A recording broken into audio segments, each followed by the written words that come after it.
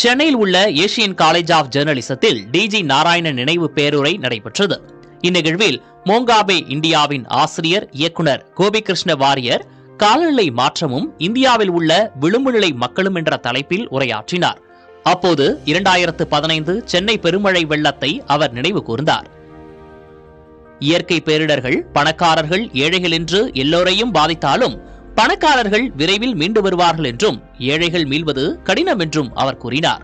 பெருமழை வெள்ளம் அளவுக்கு வெப்பத்தின் தாக்கம் ஒரு பேரிடர் போல கருதப்படுவதில்லை என்றும், ஆனால் வெப்பமும் நிறைய பேரை பலிகொள்கிறது என்றும் அவர் கூறினார்.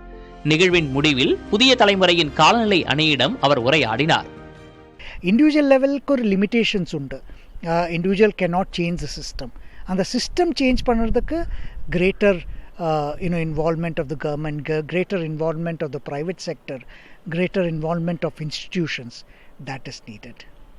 காலநிலை மாற்றம் தொடர்பான விரிவான தகவல்களுக்கு நன்றி சார். புதிய தலைமுறையின் காலநிலை அணிக்காக ஒளிப்பதிவாளர் சிவராஜுடன் செய்தியாளர் வீரகுமார்.